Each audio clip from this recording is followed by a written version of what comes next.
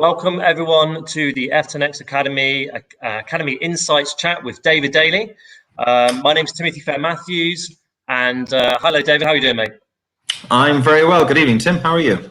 Yeah, good. So everyone's probably wondering where Seb is at the minute. So Seb is on another live, but just to let you know, I'm also one of the co-founders of the group, and I'm going to be doing a little bit more lives anyway with a few speakers, and I'll be talking to you for the next couple of weeks anyway, David. So great to have you on, mate. Thank you so much once again for coming on board and just giving us big shoes to fill. Sorry, say again? You have big shoes to fill. Oh, right. Well, anyway, first of all, mate, how's your week gone? How's it gone? It's good. I mean, it's busy. I do joke about the only certainties in life being death and taxes is one of the things I do. So there we go. I am busy. There you are. That's why. So you've basically summed up. That's why you do what you do, basically. Yeah. I mean, we could go into doing funerals as well. I mean, dark humor would guess it's the time for it, but I won't do that. Well, I mean, that's the sad truth, isn't it? When taxes are more positive than that. But anyway. It is actually. Right, so everyone listening, feel free across this conversation to give us your questions, because David is here for you. So David is an expert on tax. I mean, in fact, David, I know we did an introduction before, but just give us a little bit about yourself, your knowledge, your expertise, just so everyone knows who you are and what you specialize in. Okay, so my background is I'm a chartered accountant trained out of the UK. My background is generally in transformative environments. These are entities which are growing or crashing at speed, because fundamentally the journey outcome is the same. If you're going very, very fast in a controlled manner towards a wall, you're still going to hit the wall. If you're out of control, you're still going to hit the wall. What you need from a finance professional is somebody who puts the controls in place to ensure that you can navigate the good times and navigate your way out of the bad times. In terms on the tax side, because of my experience globally, I've had large exposure to it. When VAT was being introduced here, it was something I'd done quite expansively in the UK. So it became a natural thing to focus on in the early stages. But outside that, we do everything from accounting, which I do for Tim's firm, just for full disclosure, fractional CFO type services where you effectively act as almost like a non-exec finance person on whatever frequency is required. It might even be just a half a day a year, where you can give an overview from a different perspective, because the reality is, especially as SMEs, you don't have all the skill sets, and we have the same in our practice. There are things we just can't do very well. Yeah, it's very true. I mean, everyone. I mean, bring in somebody who can do first to admit it takes a lot to run a business, and you know, finances go well over my head. It's very hard to keep up. You know, the rules are always changing, the laws are always changing, and I guess one of the reasons why we called this the 15% VAT increase, obviously not targeted at the UAE, but certainly one of our neighbours, Saudi Arabia. Obviously, you got to. It's your job to keep everyone up to date with the laws and the rules. So, I think let's maybe start with that as the first topic, mate. What's your thoughts on you know, the Saudi Arabia increasing their tax by 200%?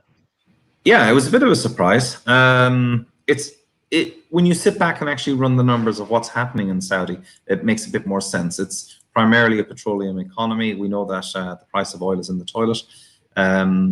So Saudi is basically not looking at much in the way of revenues. Saudi is a very different market to here in that it's 70% Saudi, 30% expat, whereas we're 10% Emirati, 90% expat. So we're a different model. Additionally, the economic mix here is different. Petroleum isn't as large a sector. It may surprise a lot of you to know that Dubai has little to no oil.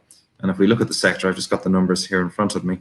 In terms of Dubai's economy, where I think the bulk of us are tonight, 30% is aviation, 23% is shipping, 26% is real estate. And that is basically 3/4 of the economy. After that, a bit of industrial, leisure, financial services, and utilities. So oil isn't our problem, per se. No. So in terms of the implications on the economic activity with this VAT percentage increase, is that going to affect us in any way? It will. It affects sentiment more than anything. An Undersecretary of State at the Ministry of Finance came out today and stated that the UAE will not be following the Saudis on this. And they don't have to. Now, a lot of you may have heard me in the past say that the GCC VAT law in which all 6 countries agreed to, meant that they all had to agree on fundamental changes at the same time. That meant, in theory, that the Saudis couldn't raise VAT. However, it's not live. So they're all converging towards that point. So there's a loophole in the law as such which allows the Saudis to do this. And once all 6 countries are live for VAT, they'll either all agree to go to where the Saudis are at 15%, or Saudi will have to jump back to 5%. Now, the reality is that the Qataris and the Kuwaitis are unlikely to be launching VAT anytime soon. The UAE, as I said earlier, have said that they're not going to follow suit. So I don't think it will happen. However, there is a sentiment element here. We know shortage of money, and there's always the fear in people's minds that that may happen. That causes people to reduce their spending, and that then has the knock-on effect through into consumption. If you're a B2B business supplying into a customer who's a B2C, it's your customer who's going to see this first. Now, yeah, of course, each of you are specialists in your own fields. You're seeing it in a given business stream, or sorry, in a given type of business. Because of what we do, we're working across multiple businesses. We get a much more holistic view by sectors as to what's happening. Right. So, yeah, there is a slowdown, but there is business activity happening, and there is preparation for coming out the other side, which we will. So, when and if these countries all align, and I'm assuming that it's probably going to all jump up to maybe 15, as opposed to Saudi coming back down to 5. What's that going to maybe look like, hypothetically, for, let's say, UE businesses here that have to then jump to that? Because obviously that's just going to then be bolted onto people's either services, products, prices, and that's obviously, like you just mentioned, going to affect the end consumer. Do you see that being a good, because you're actually a fan of that, aren't you, mate? I mean, you see this as a good thing. So, I mean, would you mind just telling us a bit about that as well? Because I know a lot of people probably think, why is that good? But I mean, explain it. There's 2 pieces to it. Does it have an effect on consumption? Yes, it does, because it's going to slow down purchases by people who are unable to reclaim VAT. And that's one of the things in people's minds. A lot of people on the call today will be registered for VAT, and they're aware that they charge and their customer reclaims. But the end consumer ultimately pays and doesn't get it back. Now, if their costs go up by 10% because there's a 10% increase, or sorry, there's a 200% increase in the rate of VAT, that may actually delay their consumption. So there will be an effect on consumption, and that's going to feed back into your customers if you're a B2B, wherever you are in that supply chain. That's one part of it. So it is, yes, going to have an effect on consumption. One thing to keep in mind, the average VAT rate globally is 19.1%. So it is a low, and we've just brought it in. Now, why do I think it's a good thing? We're very good at bureaucracy. We are we're terrible bureaucrats, but we're not good at it. One of the things that VAT has forced us to do is to take seriously our financial record keeping. If we don't, the penalties are severe, very severe. Yeah, do you know what? I think before that came along, I think my books were an absolute mess. I mean, I was great at making content, but yeah, I mean, it must admit, it's made everyone level up their game, hasn't it? Really? No, you have no choice, and I mean, there are people who haven't, and they're going to pay the penalty for that when an order comes along, and it will come along. I mean, people are operating on a little better than a board with a nail through it. You now have to have a financial system of some sort, and you have to have records which are properly kept, which are easily interrogatable, because you can get fined 20 grand for not keeping proper records, regardless of whether it's right or wrong. I mean, they're coming in to audit you. It's up to you to provide. It is not up to them to go in and discover. So keep that in mind. And the taxman, this is the government's money. I mean, in Dubai context, this is Sheikh Mohammed's money. Good luck in trying to explain to him, I don't know where the paperwork is, the dog has it. That's not enough. And to be at a first world level, to be leading edge, you should be on top of your records. How else are you going to manage your business if you don't know what's been happening because you haven't been keeping proper records? So this is forcing us to be better at how we manage our business financially. I know it's a pain, there's bureaucracy, and by the way, I'll talk later about additional bureaucracy you're all about to face, everyone. But we'll come to that. Okay. So as you just wound up there, we just had an interesting question coming from Chassis. And I know we touched a bit about how it will affect the market. But how's it going to affect the local SMEs? Because obviously this group was obviously filled with people locally in Dubai. Most of them are business owners. So, I mean, what do you think it's going to really do to them? Do you mean the virus or VAT? Sorry. No, the VAT. Sorry. It's sentiment, so it's going to affect sentiment.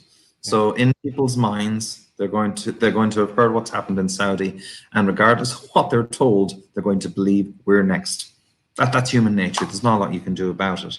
I'm sure unless what's his name, the VP of the country, oh God, MBZ, I can't remember his full name, came out and said it himself. Instead, we got an Under Secretary of State who is perfectly capable of making the same point.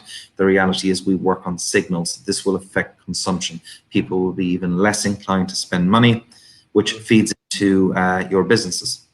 That's just the reality of it. Or the other side is it could potentially, because the Saudis have said it's going to start from July, it could bring larger consumption of larger items forward on the basis that they're afraid that costs will rise by 200% on the VAT rate come July. So it'll have an adverse effect probably on larger purchases, but on minor purchases, it will probably just get people to tighten their belts. Well, yeah, I mean, I think that's what everyone needs. I think at the minute, tightening the belts is exactly, I think, what everyone is doing. I mean, we need to, I mean, certainly for me, I can't speak for everyone, but, you know, it's really got us to really sit down and think, well, where's the company direction going? I mean, to be quite positive, what I would love to kind of just go into next is how do people get help, and how do people get their ducks lined up, so to speak, with this VAT, with just preparing and just making sure their business can weather the next few months. And that's just generally speaking, not just about obviously VAT, but what's your thoughts on that? How do people go about getting help and taking positive steps to make sure that the company's in a good place? Yeah, I'll give you a working example. One of the businesses I look after, what he had done, which was wonderful, was he looked at his business stream over the next 6 to 8 months. He then wrote down roughly what the incomes would be, what the costs would be. He effectively did a budget, which was really also a cash flow forecast. Yeah. Very, very simple stuff. And everybody I work with, and Tim, you'll have seen this spreadsheet, or one of your colleagues will have. I send them a spreadsheet. We spoke about it in the last time when I was speaking with Seb, and I handed it out to everybody. It's very, very simple, but people don't do it. And it's not complicated stuff. You need to know where your business is going, but you need to know where the cash flow around that is going, because cash right now is king. They're almost the same. So you need to be tracking very clearly. When are these revenues likely to come in? What are the costs? You need to start having very honest conversations with your suppliers and tell them where you are, because then they're going to be willing to work with you. There's got to be trust, because credit lines are disappearing. There are people who cannot get credit at all. They've got to pay cash at the point of delivery. The F&B sector is a good example. We've had various reports out over the last couple of weeks. There's 11,000 F&B units, just in case you're wondering, in Dubai. About half of them aren't expected to make it. Now, you can argue that we had too many in the first place and all we're seeing is a natural clearing, and you're absolutely correct. That's exactly what it is. But people will survive, and the vast bulk of businesses will survive. Again, let's always use working examples. 1929 was about, what, 30% unemployment? The reality was 10 people were still working. The economy was still working, and that won't be any different. We know people are leaving or planning to leave. That's a natural clearing in the economy. What you need to be as a business is prepared. You need to be doing the analysis. You need to be staying close to your customers. That means you need to talk to them. Because remember, think of it like this. Your customers are downstream. They're closer to the ultimate consumer. Okay? They're going to be moving first. I'll give you another working example. I have a client who works with the malls. So they're obviously having difficulty now because of the limitations of what can be done in malls. And what I said to this chap was, I said, your customer is going to know that things are going to unwind first, because the government is going to need to speak to them. So they're going to be closer to that decision point. If you can stay close to your customer, as they get word that things are going to open up and they roughly know when it's going to happen, they're then going to need to engage with you to deliver services which they do not normally do. So being close to your customer, chatting to them, have a virtual coffee, have a coffee if you even can. You can now.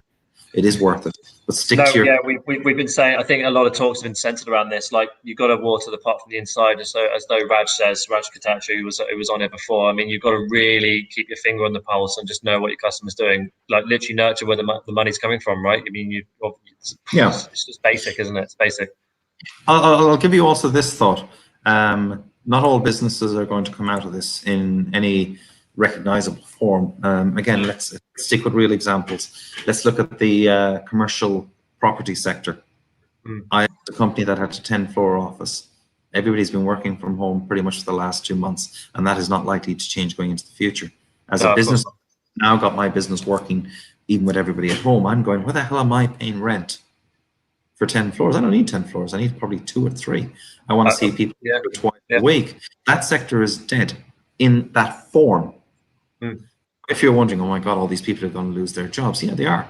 A lot of people are going to lose their jobs. At the same time, new businesses will replace it. And again, let's use real world examples. In my profession, there was a time we didn't have computers. Instead of having 15 people in an accounts department, you might have 150 doing paper ledgers. God, it must have been terrible. But at some point, computers came, all those people lost their jobs. In fact, dot-com boom is a better example. Travel agencies. They were all over the place. I remember in London going down to Trailfinders in Victoria to book my flight home in August for Christmas. Now I just go onto Momondo or Skyscanner. All those people who lost their jobs did not starve to death. No. They found something else to do. And what happened? Unemployment went down. So there will be new opportunities. So for your business, look at the market and go, what parts of my business are not going to survive? And what should I be thinking about doing? And you need a sounding board for that, because all of you, all of us, are invested in the businesses we've developed. So we're close to it. And it's a terrible thing to watch something you built wither, because it is withering. Elements of it, maybe you're lucky enough you're in a sector that it isn't. So you've got to think about, well, what do I need to do, or where is my sector moving? And how do I move to that? Who do I need to speak to by way of clearing my thinking on this? What are the financial elements? And I'll talk now as an accountant. What kind of financial planning do I need to be doing around that? How is this different to my previous understanding from a financial planning point of view? And that's where I would come in terms of supporting you. Well, I think that's an amazing bit of advice there, David. Thank you so much. I mean, certainly I can relate to that. You know, we originally, First and 10 Productions was an international production house. We used to work with Netflix, Vice, do lots of stuff with crews from all over the world. We actually had a load of shoots cancelled just in February, just as this crisis hit, and it's caused us to be completely flexible with focusing on nurturing our clients locally. So yeah, I mean, amazing bit of advice there. Amazing question from Shivani here. She says, in the larger pic, what would your perception of how in the UAE is going to emerge after the virus? It could be all good by the government pumping in funds and getting the economy out of the recession that was already there. What's your thoughts on that? Oh, first of all, sorry, I never said hi to Chassie. Hi, Shivani. In the larger picture, what's your perception of how is the UAE going to emerge after the virus? It could be all good by the government. Because I think a lot of people, I mean, one of the things I'm debating about this normal, that people say, I'm hearing a lot of people all the time on the phone saying, yeah, I just can't wait for it to go back to normal, when things go back to normal. And it's like, and correct me if I'm wrong, I don't know if you share the same thought on this, but my opinion is normal is now this, and there's going to be, it's going to improve, but there'll be almost like you just said, there's going to be almost like a new economy. People are going to have to pivot. Some jobs unfortunately won't be around, some will be flourishing, and some new jobs will be emerging. So I mean, I guess this kind of makes this question a little bit redundant, but it would be interesting to see what do you think, let's say fast forward this 6-12 months from now, what do you think the country's going to be like? And what do you think, you know? I'll answer your question and Shivani's at the same time, because she's absolutely got her it correct in the second part, where she says, out of the recession that was already here, in the last couple of years, the economy has been slowing down. It just has. Yeah. You can see it. And the clearest one is rents. They've been going down. Okay, you can see it in the malls. Are people carrying bags? By the way, that's how you judge success of a mall. Don't count the people, you count the bags. Who's shopping? And not people who are going to Carrefour, because people need groceries anyway. That's irrelevant. So think about the fact that we knew that a recession was going to come at some point. We needed a correction after the 08, which has taken far too long to get here. We didn't know in what form it would arrive. And this is what you would call a black swan, an unexpected outcome, although the outcome in itself was expected, just not in this form. Now, a major pandemic or recession, depression, which this may be yet, means it's a bit like there's going to be an avalanche. There's so much snow now at the top. But because we've been on the road down in the last 2 years, we're already halfway down the mountain. So we're actually in a much better position than a lot of places because we've already been having to make adjustments in how we conduct business over the last 2 years. So we're ahead of which is good. Now, the key thing here is, and this is an important one to keep in mind, everybody thinks in a recession that everything slows down. That's not necessarily true. In many ways, things speed up because all the changes, mostly technological, which have been kind of brewing under the surface, speed up. All of a sudden, people who are messing around with automation type projects is a good example. We work on this type of thing, where we used to have manual processes involved in doing different elements of work, which we can actually automate, but we never kind of got around to it. We're now looking at, well, what do we do to make ourselves fitter in the future? Damn it, let's automate. You'll see Carrefour, great example. Carrefour is now pushing even more the use of the handheld scanners when you're going around. What that means is they can automate more the shopping experience, which is quicker for the customers. It means they need less people at the checkouts. That is what I mean by it will speed up change, which was already happening, because now the politics doesn't come into it. There's a great word from the 17th century, tuber de gullions, which are kind of the pitchfork people who are going to prevent you making the changes you need to make.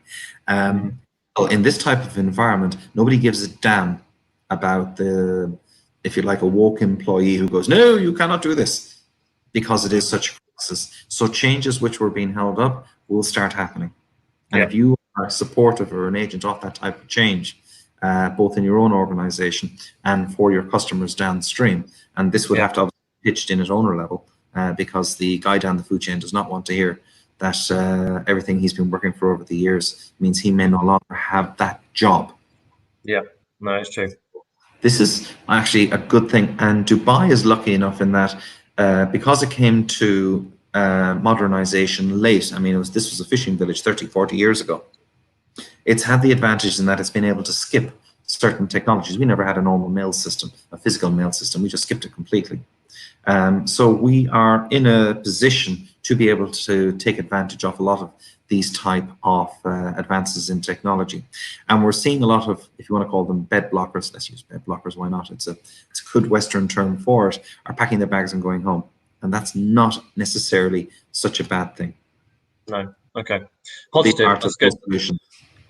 No, it's good. I mean, it's a slightly positive thing. I didn't realize that a recession kind of does speed up. I suppose that does make complete sense. Just had another really interesting coming from, I think Holly Hayes. Remember, guys, when you're on this stream, make sure that you enable StreamYard to take your details so that we can see who it is putting this question in. But I think this is Holly, and she's got a great question. It says, prior to the pandemic, what were the biggest mistakes that you were seeing your clients making in regards to budgeting and finances? And how has that changed now? Well, I guess that's kind of going back to what you said about people being more aware, tightening the belt. But okay, hi Holly. What were the biggest mistakes? People do budgets to a point. There is an element when you're pitching for a piece of work, you do a budget for that piece of work. Now, do you keep an eye on that piece of paper? And it might literally just be that sheet. So you're kind of watching as costs come in against it. It's a very back of a cigarette box way of doing things. There are better ways to do things. I mean, the accounting software we advise, Tim uses it, we use it ourselves, is Xero. You can do all that budgeting in Xero. So you can actually have the actions going in against the budgeted items, which means you can actually track, which means you only need to do it once. So when you get the costs in, you can post and match against. You can create a job number or a task number, whatever you want to call it, for each individual pitch piece. You could even, if you wanted, do a nominal cost of time. So you can actually see, well, what's the amount of time and effort that I'm spending on things? Now, that wasn't being done. Is it being done now? Not really. I wouldn't say a lot has changed on that. What happens in this type of environment is the core skill set that you have as business owners, which in a lot of cases, and it certainly wouldn't apply in nearly every case that I deal with. Part of the reason they hire me is they don't know how to do it, and they recognize they don't, they then focus more and more on their core skill set. Now, if I can drive a car, I mean, I'd be tasked to try and open the bonnet, and if you started asking me where things were in the car, I don't know what an alternator does. I know the word exists. Head gasket, I'm aware of it. I don't know what the hell a head gasket is. I don't know what the hell the damn thing does. I hear the term, it goes, whatever the heck that means. So I can do things. I'm conscious of words, but I really haven't got a monkey's what I'm doing. And we're all guilty of that. One of the, I suppose, things I would advise is it's not a bad time, given you've got a lot of free time, to start thinking about where are your gaps in your business and what can you do to barter. And what I mean by that is, look, we're all part of a community of SMEs here, and we've all got different skill sets. I mean, I would a plug or two in my time, but I'm bloody dangerous. I'd burn a house to the ground. I know how it's done. I can go onto YouTube and get a video which will show me. I can go onto YouTube and get a video to show me most of what almost all of you people on this call tonight can do, and you can do the same for mine. But that doesn't mean you should do it. No, of course not. I mean, the trade swap idea is a fantastic idea. I mean, because obviously you're a big. I'm a big fan of it. I know you're a big fan of it. I mean, and theoretically, there's nothing wrong with it. I mean, it's still got the same amount of cash value exchange, except people right now don't have to worry about the cash, because cash is king at the minute, and everyone's got cash flow issues. But if you can find a fair trade and benefit from each of the services, it's like you're still investing. And right now, people, as much as cash is king, and you've got a lot of time in your hands. I mean, there's other ways you can invest in your business, and this is one of them. It's just preparing, finding the gaps, as you say. There's one thing that I've just popped up here. I think it's from, I've just got my phone in front of me. Hold on 2 seconds. Lane, I think it's Lane. This definitely cash flow is very important to look at. Specifically, the receivables are not coming in my cash flow, and I'm simply kind of unfortunately all clients are finding excuses. So this is interesting because I'm actually finding that as the same concern with me. A lot of people that owe us money are not paying us, and as a result, that trickles down. So how do you think that's going to play out? Because a lot of people are actually not paying people. Now, that's obviously having a very negative effect on SMEs and brands and all other stuff. So what do you think about that? It was obviously going to happen. The key thing here is how you've been managing it to date. Now, it does depend on the size of your organization. If you're a 1 or a 5 person organization, it's a very different thing.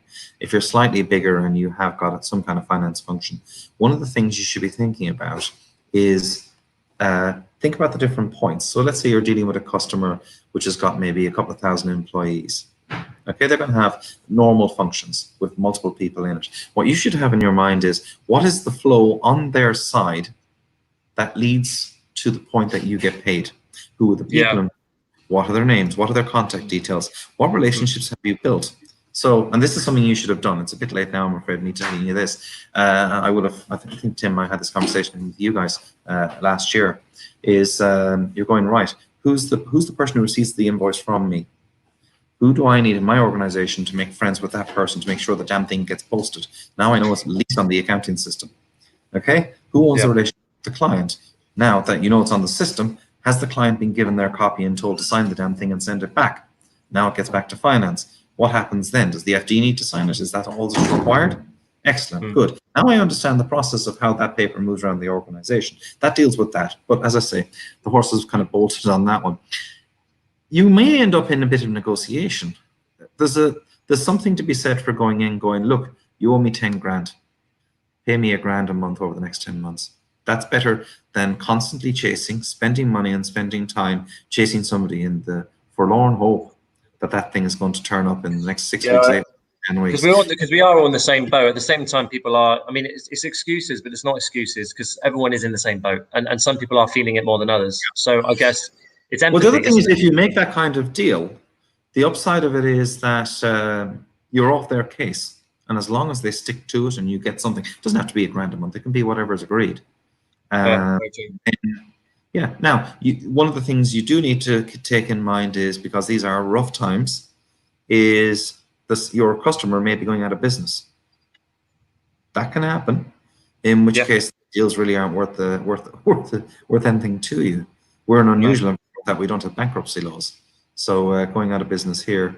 And actually, this is actually an interesting point to keep in mind. For those of you who were here in 2008 when everything went wrong, what people did then if things were really bad was they headed to the airport and flew home. Well, you're not doing that this time.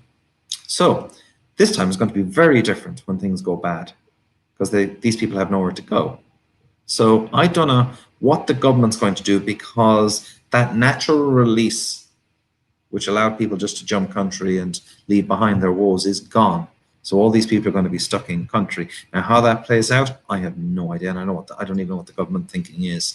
So yeah, it's a very different your problem. I know better compared to isn't like the last going crash, like anywhere. 2008. I mean, it's not like you can use what happened in 2008. It's a very different. This virus has really It made is. things a bit more complex. It has, Oh, yeah. this recession, by the way, is going to be a lot deeper and a lot longer than '08, because in '08 the governments went out of the way, did quantitative easing, pumping liquidity back into the market. Now we have no end of liquidity, and actually, here's an interesting one for you. With all the money that's been printed, those of you with any kind of economics background may be thinking, where's the inflation? Because we have no inflation.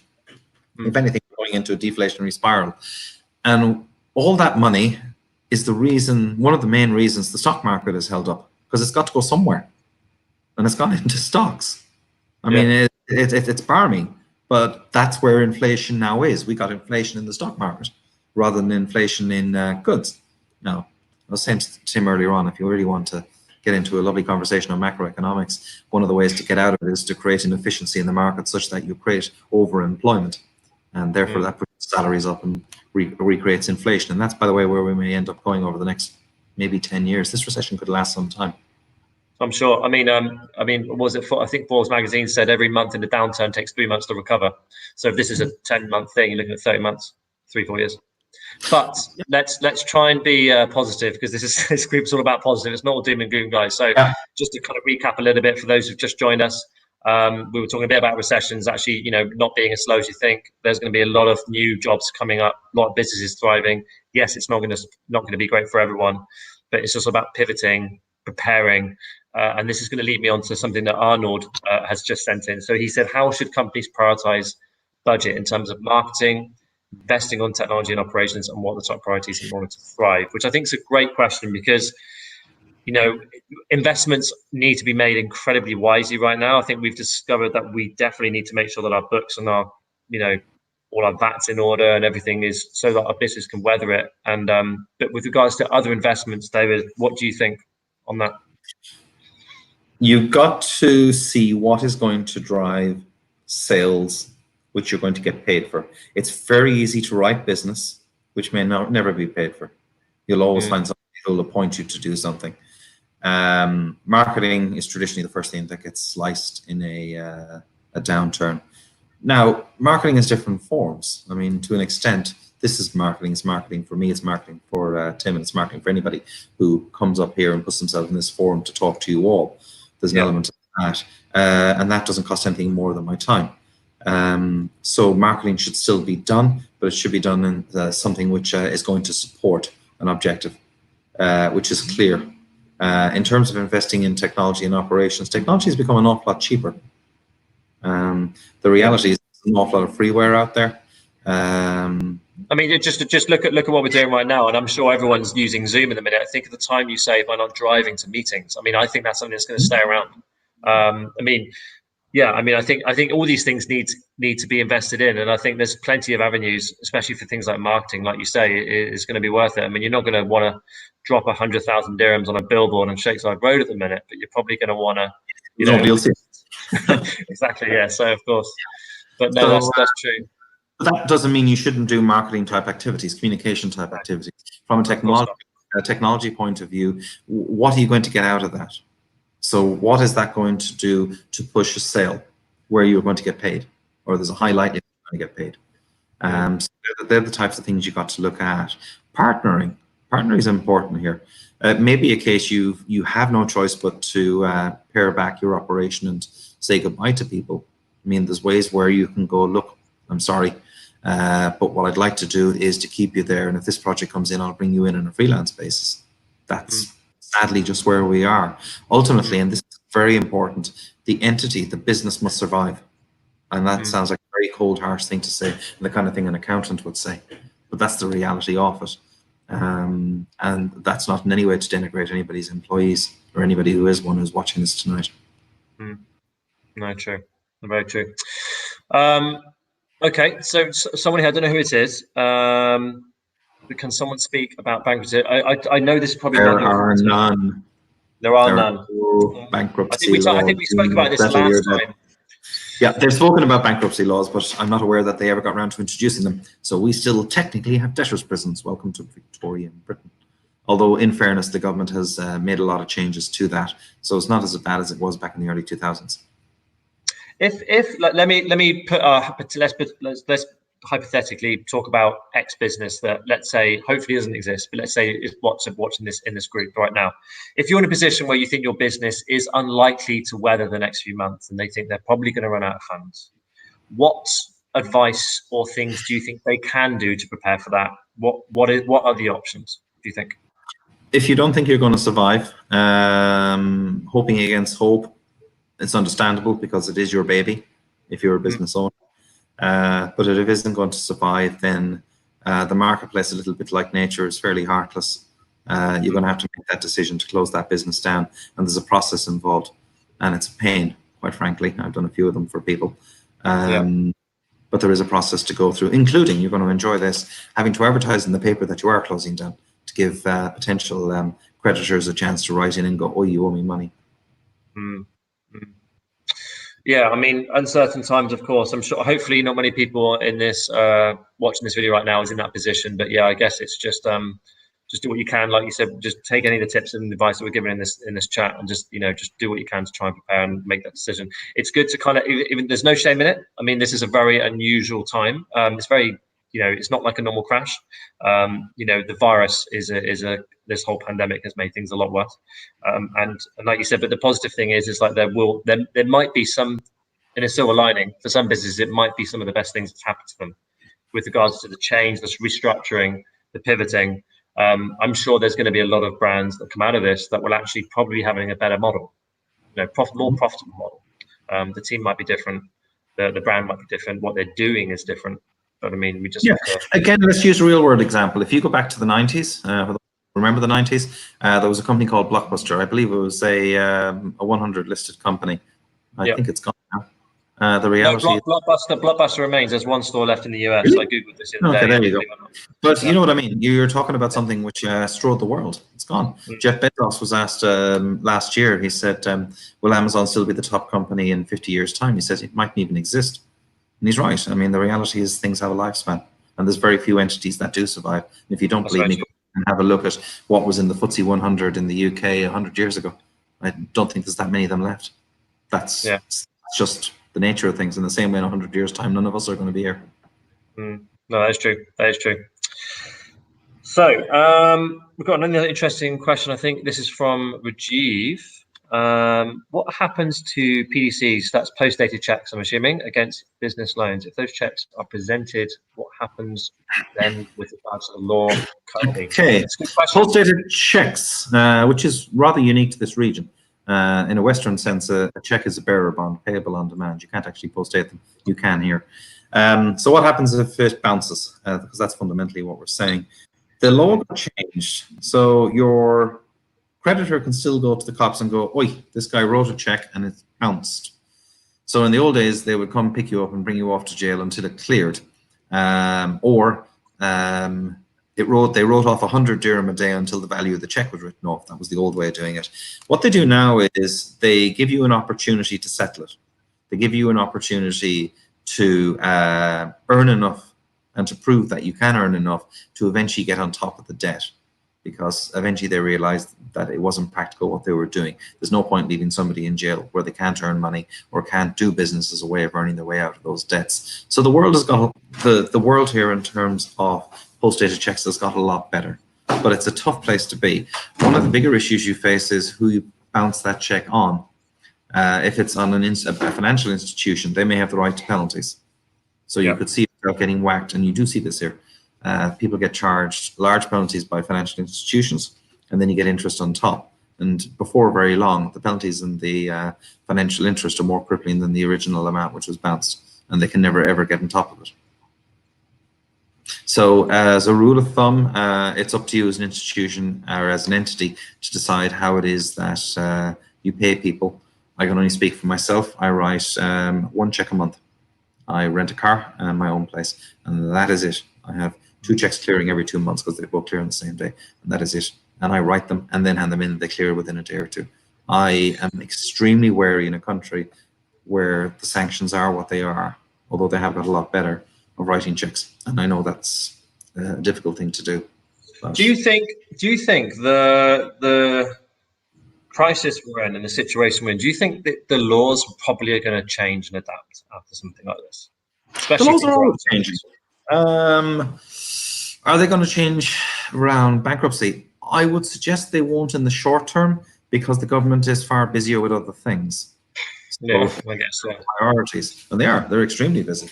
I mean, Dubai popped up 2 emergency field hospitals that can cater to 10,000 patients. I mean, they're well distracted. Abu Dhabi is starting to face into its Wu flu issue, so which has started in more recent times, unsurprisingly.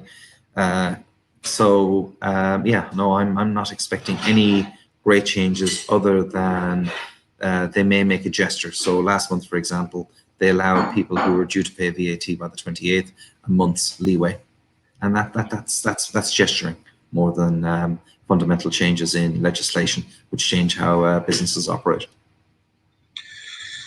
One question here. Do you think the recession will turn into pressure globally? I think that's kind of a little bit obvious, but I mean, what do you think on that? I think it probably will. I don't see how we get out of it.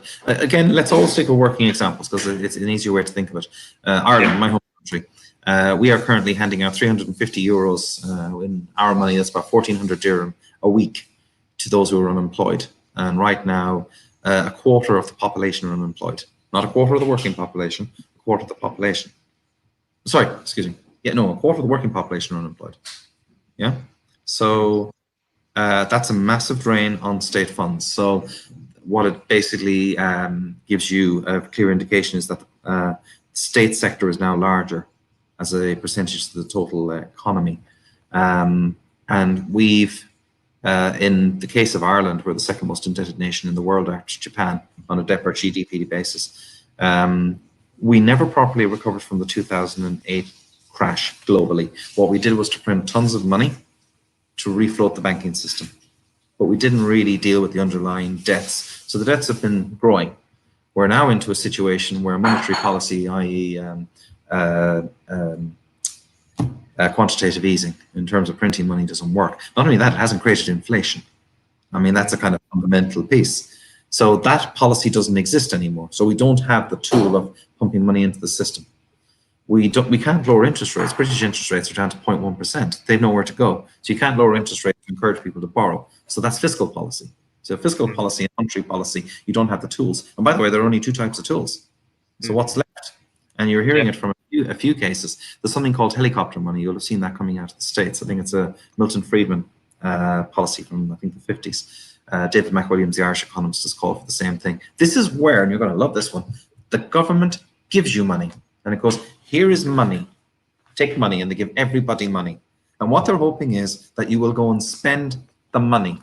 And in economics, we talk about the marginal propensity to consume. So if I get a pound, if I get a dirham, and I go and spend that dirham on Tim, and I buy something off Tim, Tim might put 2 cents of it, or 2 fils of it aside, and he goes and spends 98 of it. And now you've got a circle of money, and that creates activity, and that's how the economy works. What you want is a reasonable balance between the propensity to consume versus the propensity to save. Certain nationalities are more savers, the Germans, Japanese. Certain ones are more spenders, us, the Americans. It just kind of depends what economy you're in, but you do need activity in the economy. When that stops, then activity stops. Now all of a sudden Tim isn't getting my dirham, I'm sitting on it. Now that dirham's doing nothing useful.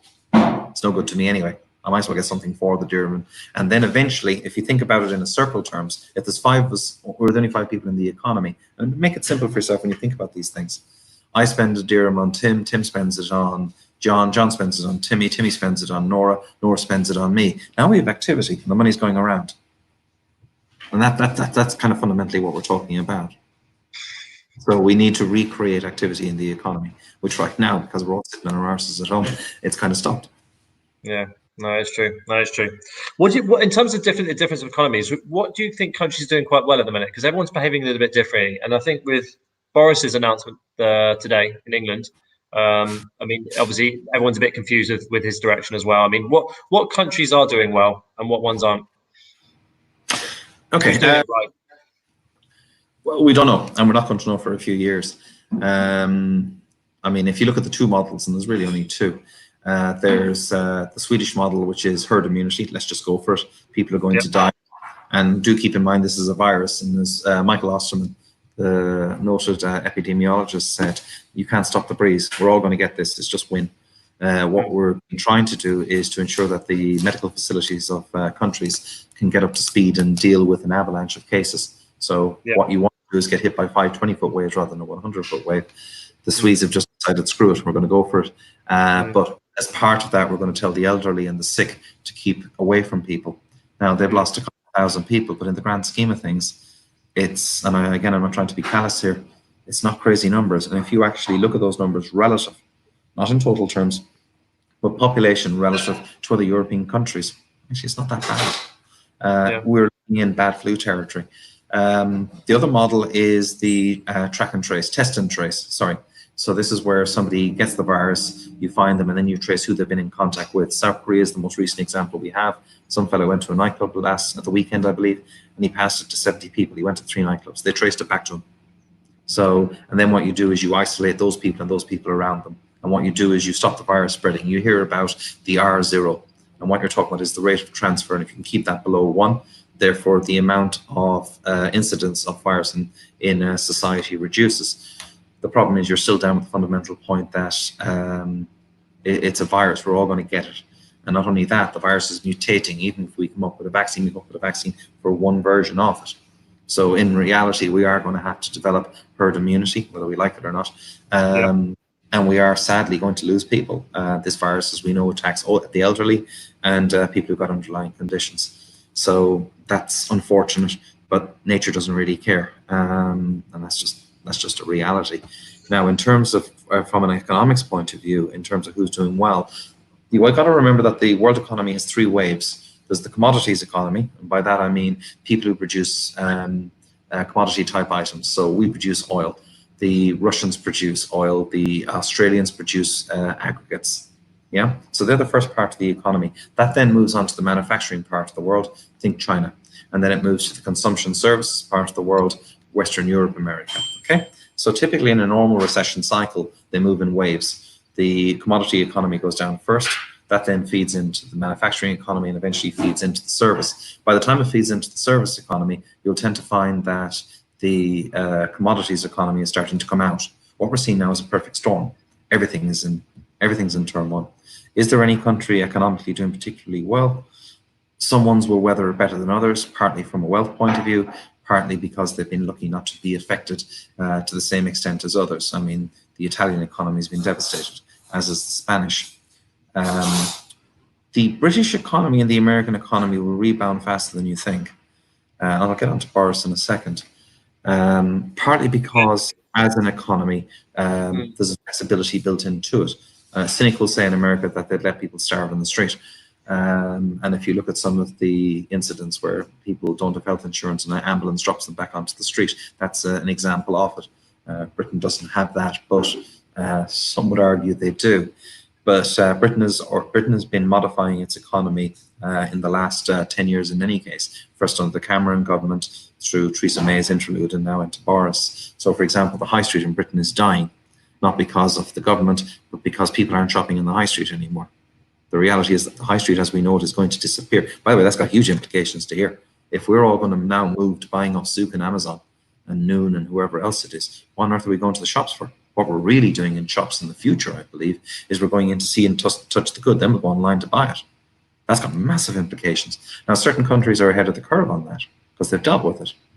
So they're the economies which are going to come out earlier out of this. Also in terms of debt numbers, Britain has went through quite severe austerity. So they've kind of got on top of things. Now they're spending like no tomorrow, but everybody is. And remember, everything's relative. And if you don't understand what that means in money terms, think about the wealthiest man in the world. We'll assume there's 10 people, 1 very wealthy and 9 average. And that wealthy person is worth 10. And the poor people are worth 2 each. If 50% of wealth is wiped out, that person who's worth 10 is now worth 5. The people who are 2 are now worth 1. The wealthier person's never been wealthier. Yeah, because everything is relative. Okay, and you got to keep that much in mind. So when the world economy goes down, when it tanks, the world economy goes down. Those who were ahead of the curve in any case are now further ahead. But that still doesn't allow for the fact that economic activity in a given country won't compensate for that, and people adjust to the new commercial reality within their own country and globally. So no, I don't think Boris has done a bad job. Just on a science point of view, they followed the scientists from the start. If you want to lay a criticism on Britain, it's that they may not have involved enough economists in there. They did involve behavioural science, just to see how people would react. But if you look at the deaths, just a quick set of numbers, 91% of the people who died are over the age of 60. And the vast bulk of them have, and I mean the vast bulk of them, have underlying conditions. 8% are between the ages of 40 and 60, which means 99% of the people who died are older. But we knew that. And we also know then that underlying conditions. Sure, there's cases, terrible cases of children, babies dying, but they're random. And in a total result of 30-odd thousand people, and again, I'm not trying to be callous here, that's statistically not significant in terms of what the problem is. So no, I think the British government's done a pretty good job. How do you think here they're doing? I mean, obviously, like you said, Boris has been probably leaning more than medical professionals rather than the economists. What about here? How do you think they're doing it? I think the UAE's done a great job, really have. I mean, the key thing is to prevent panic. And we're a very different society. So, because we're a very fragmented society in many ways, because of how people earn and how people live. I mean, I'm sitting here in my nice sizable apartment with my ensuite. Guys in labour camps are probably living, I don't know, 6, 8, 10 to a room. It's a very different experience. And the relative salary levels are astronomically different. So you go through the tiers of society, from labourers up to house support, up to retail, up to white collar, lower white collar workers, and go up through the food chain. The disparities are enormous, and with that comes all the different cultures which are in play. So the government has a huge amount of juggling to do. They've got their own people represent the place. I think they've done an amazing job of keeping everybody calm, because it would have been very, very easy for everything to go out of control. No, very true. If you're from a foreign country, if maybe you're not as worldly, not as well educated, and think about how many people we have in those type of categories, it's very easy for people to panic, and you're seeing it in places. Go and have a look at what's happening in the favelas, I think the word is, the slums in Brazil, what's going on in townships in South Africa. It's panic, and they don't have information. The government here has been really good at informing. Now, you can argue they could have been more informative, but hell, you hear that in Britain all the time. There's still more we can do. The reality is, I think they've done it really, really well. The shops have never run out of food. Well, there's no manual for this, is there? Let's be honest. No, there's not, and that goes for any country in the world. Credit to the place. I mean, it's been relatively painless.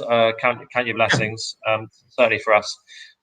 So yeah, I mean, I think it's good. I mean, how strong do you think the economy is going to bounce back? I mean, let's try. I mean, considering that hard effort, I think the UAE is probably going to be in a good position, probably better than other countries.